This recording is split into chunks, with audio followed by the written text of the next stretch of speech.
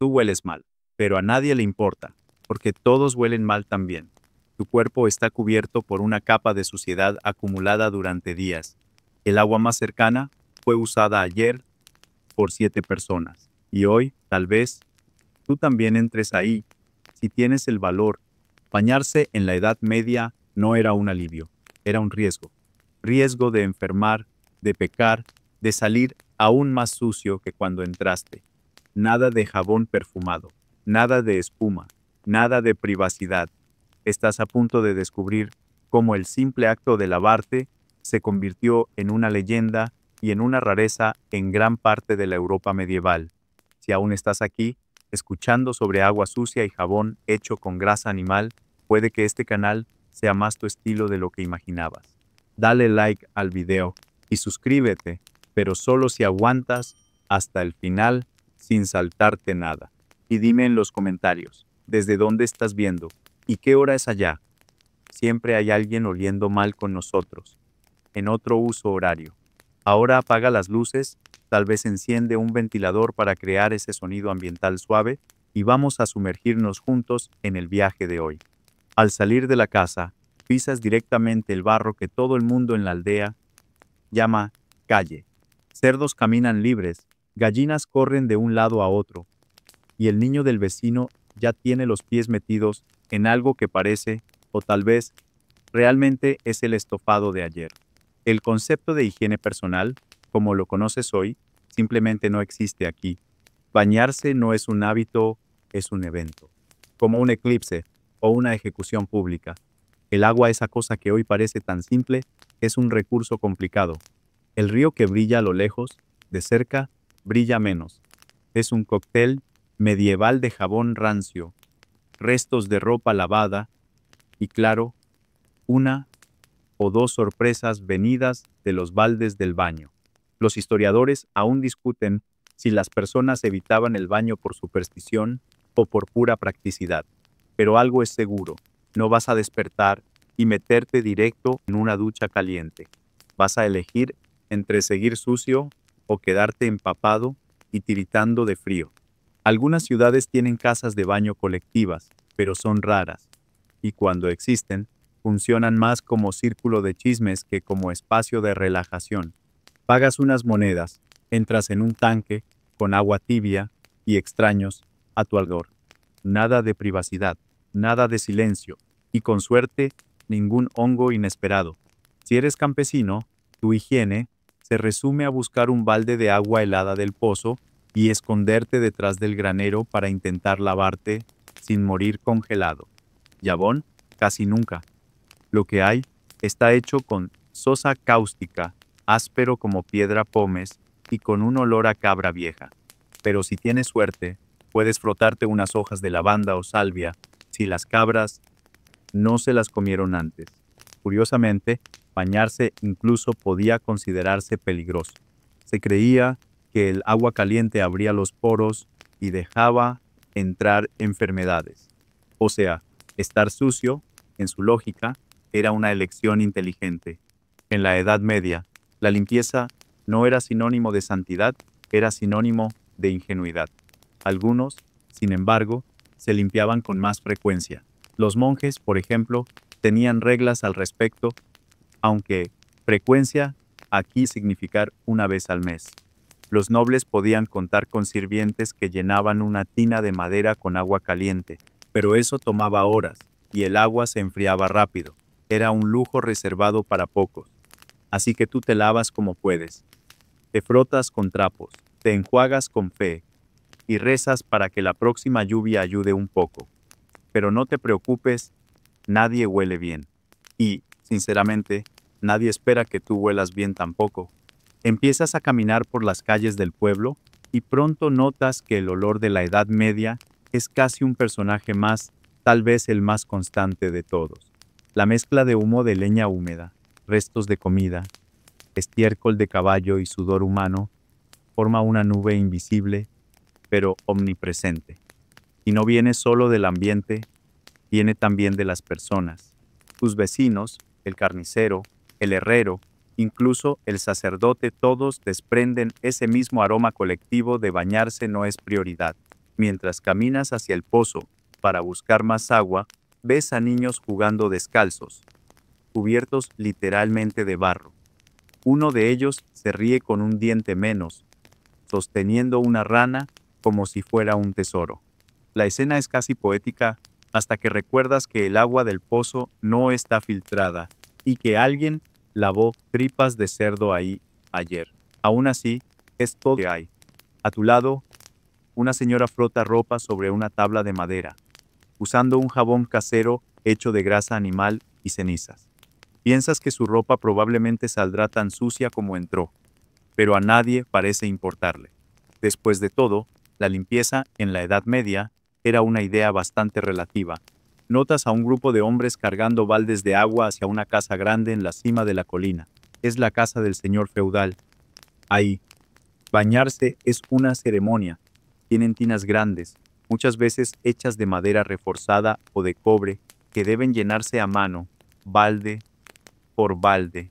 El agua se calienta en calderos sobre el fuego y se vierte dentro de la bañera hasta alcanzar una temperatura soportable.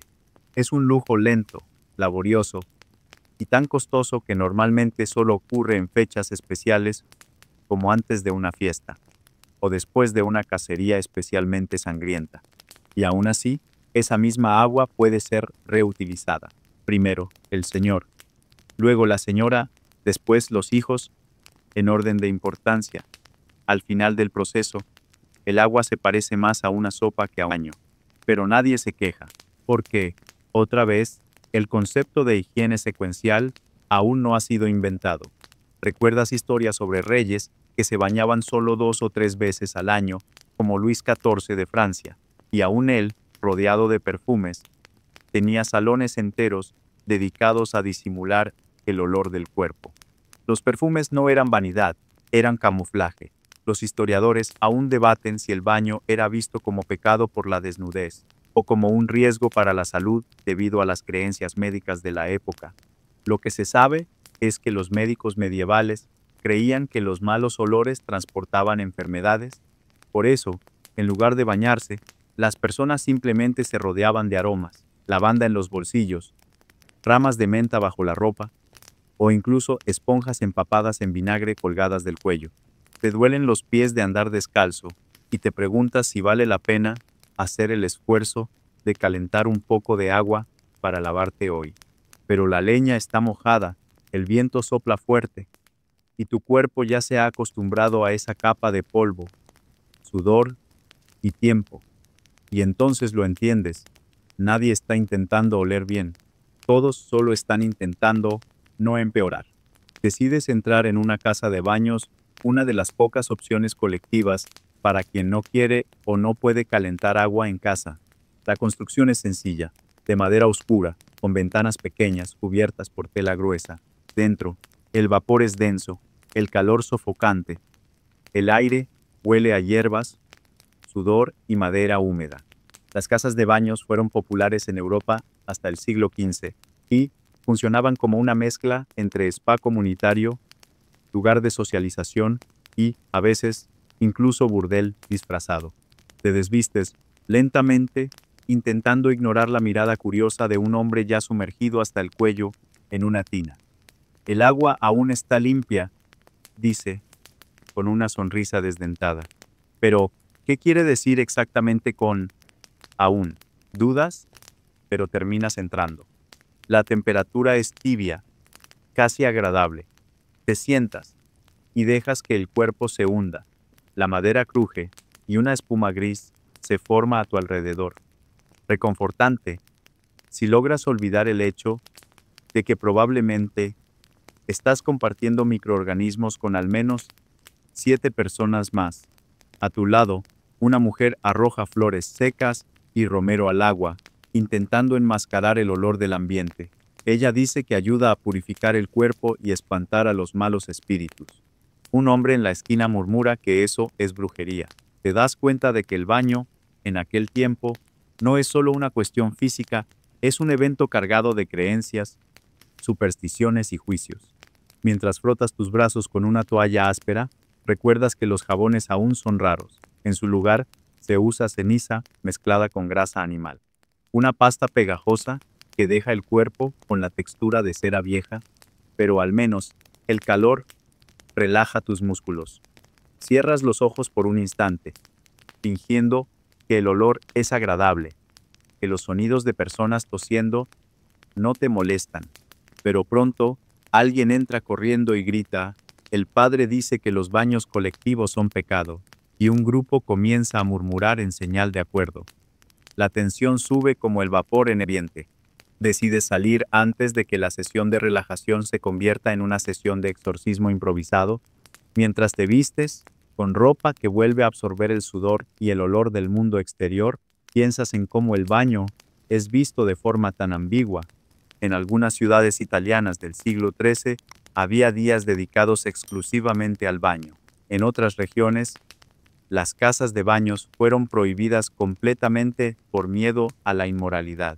Hay registros de reyes que incentivaban el baño como medida sanitaria y también registros de inquisidores que lo condenaban como una puerta hacia el pecado. Los historiadores aún discuten el momento exacto en que el baño dejó de ser una práctica relativamente común para volverse una actividad sospechosa.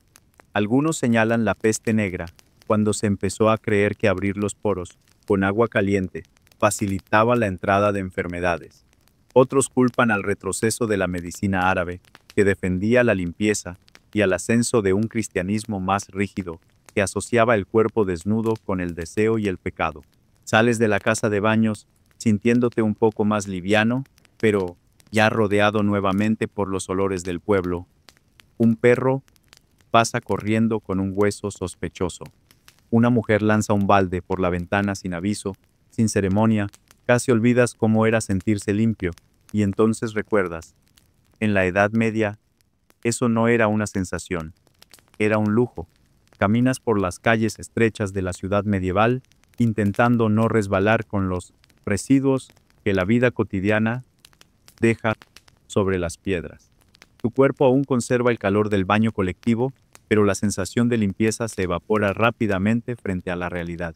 Mientras pasas por un callejón, ves a un grupo de mujeres reunidas alrededor de un barril, cada una con un balde o un trapo. Están lavando ropa, pero también compartiendo chismes, risas y, por supuesto, juicios.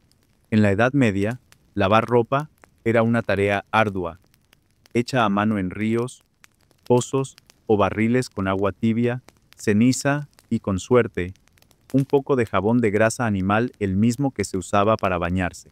Te acercas y notas que una de las mujeres está lavando lo que parece ser una especie de camisa con manchas dudosas. Ella te mira y dice, con total naturalidad, que la ropa interior es rara y que solo los muy ricos cambian de ropa más de una vez por semana.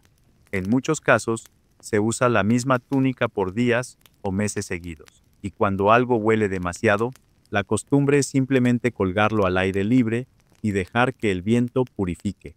La ropa, muchas veces hecha de lino grueso o lana, no es fácil de lavar ni de secar.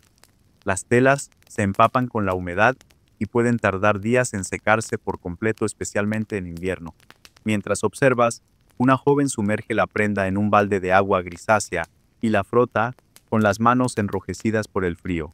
Una señora mayor comenta que, en su época, se usaba incluso orina envejecida como agente de limpieza. Sí, orina, llamada amoníaco natural, se almacenaba en frascos y se utilizaba para quitar manchas difíciles. Tragas saliva, intentando borrar esa información de tu mente. Los historiadores todavía debaten hasta qué punto la higiene medieval era realmente tan precaria o si estamos simplemente atrapados en una visión romantizada del asco. Algunos documentos sugieren que, al contrario del mito popular, muchos campesinos se lavaban con cierta regularidad, especialmente los que vivían cerca de fuentes de agua. Otros, en cambio, apuntan a largos periodos sin baño y a la creencia arraigada de que mantener el cuerpo cubierto y cerrado era más seguro para la salud que exponerse al agua y al frío. La idea de limpieza también era diferente. No se trataba solo de ausencia de suciedad, sino de estar en armonía con el entorno, el olor e incluso los espíritus. El humo de las chimeneas, las hierbas aromáticas en el cabello, las flores escondidas entre la ropa, todo eso era considerado parte de la higiene. Te das cuenta de que, en el fondo, tal vez los medievales no se creían sucios, tal vez eran simplemente medievales. Mientras el sol comienza a ponerse, el olor a leña invade el pueblo. La gente empieza a recogerse, no para un baño vespertino, sino para cubrirse con las mismas mantas pesadas y húmedas de siempre. Y tú, con la nariz aún impregnada de ceniza y jabón rústico, te preguntas, ¿acaso alguien, en aquella época, sabía realmente lo que era estar limpio? ¿O era el concepto de limpieza, al igual que el de comodidad, solo otro lujo que el tiempo aún no había inventado? Vuelves al interior de la casa de madera, ya envuelto nuevamente en tu ropa de lana gruesa, húmeda y levemente áspera. La luz del día se despide, y en su lugar, pequeñas llamas titilantes asumen el control. Una vela de cebo se derrite lentamente sobre la mesa, exhalando un dulce olor a grasa antigua. La noche ha llegado, y con ella, la rutina de la higiene nocturna, o, mejor dicho, su total ausencia. Bañarse antes de dormir, olvídalo. Cepillarse los dientes, nunca se ha oído. La mayoría de las personas simplemente se acuesta tal como está, sin ningún tipo de preparación, más allá de una rápida señal de la cruz y, a veces, un soplo de agua bendita, para espantar a los malos espíritus nocturnos. Te recuestas en un colchón de paja compartido con otras 2 personas de la familia, algunas pulgas y posiblemente un ratón curioso. A tu lado, un hombre mayor suelta un suspiro profundo mientras se rasca la cabeza con fuerza. Se queja de que la infestación de piojos ha empeorado en los últimos días. En muchos hogares medievales, los piojos eran tan comunes que formaban parte de la rutina diaria. Se usaban peines finos de madera, a veces calentados al fuego, para intentar combatir a los bichitos. Otros se aplicaban vinagre en la cabeza o incluso grasa de cerdo para intentar asfixiarlos. Solo de escucharlo, ya te empieza a picar todo. Cerca de allí, una mujer prepara un pequeño amuleto de lavanda y lo cuelga sobre la puerta de entrada. Cree que el aroma de la hierba mantendrá alejados a los espíritus impuros, además de disimular el olor a gente y a humo. En la Edad Media, muchos creían que el aire portaba enfermedades, era el llamado miasma. Por eso, perfumes, inciensos y hasta máscaras rellenas de hierbas, como las de los médicos de la peste, eran vistas como formas de protección. Escuchas un ruido afuera. Un hombre vacía el contenido de un balde, ese balde directamente en la calle. Una niebla helada se eleva desde el suelo e invade la casa. Nadie se queja. Es solo una noche más. La privacidad es inexistente. Los ruidos corporales son parte de la banda sonora del sueño. Y si alguien quiere rezar antes de dormir, tendrá que hacerlo en voz baja para no despertar a los cerdos que duermen del otro lado del cuarto.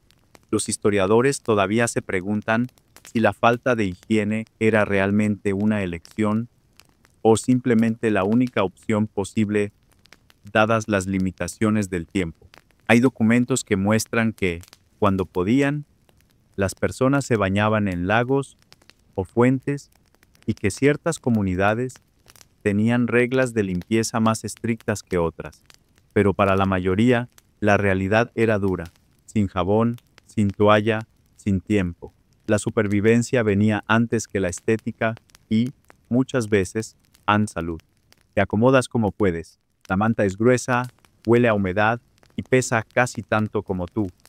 Afuera, un perro ladra. El humo del fuego baila en las sombras del techo de paja. Y tú, cubierto de lana, suciedad y una extraña sensación de alivio, piensas, a pesar de todo, hay algo reconfortante en esta brutal simplicidad, porque cuando no se conoce el lujo, lo que se tiene se convierte en consuelo. El fuego se va apagando lentamente, como si supiera que su misión ha terminado. La oscuridad llena los rincones de la pequeña casa de madera, y todo a tu alrededor parece descansar, incluso las pulgas, que ahora duermen en silencio, escondidas entre los pliegues de la manta. Solo escuchas el suave crujido de las brasas apagándose y un susurro distante del viento que pasa por el techo de paja como una antigua canción de cuna de la propia naturaleza. Tu cuerpo, acostumbrado a la incomodidad, encuentra una extraña familiaridad en ese colchón de paja dura. Es como si cada aspereza guardara una memoria, cada olor contara una historia. Y te das cuenta de que, a pesar de todo, el sueño llega, lento, envolvente, casi respetuoso. El mundo medieval pudo haber sido severo, pero incluso en él había espacio para el descanso, un descanso merecido, después de un día sudado, agotador y rudamente humano. Afuera, las estrellas brillan entre las nubes. El cielo oscuro está en silencio, intacto por las luces de la modernidad, sin alarmas, sin celulares, sin ruido de coches. Solo el sonido ancestral de la noche, el susurro de los árboles, el canto lejano de un grillo, el ronquido de alguien al lado, todo tan primitivo como esencial. Cierras los ojos. No importa el olor de la lana, la picazón en la nuca o el frío en los pies. Por un instante, la dureza de la Edad Media se disuelve. Solo existe el presente. Solo existe el ahora. Y en ese ahora estás a salvo. Estás abrigado. Estás quedándote dormido. Duerme bien.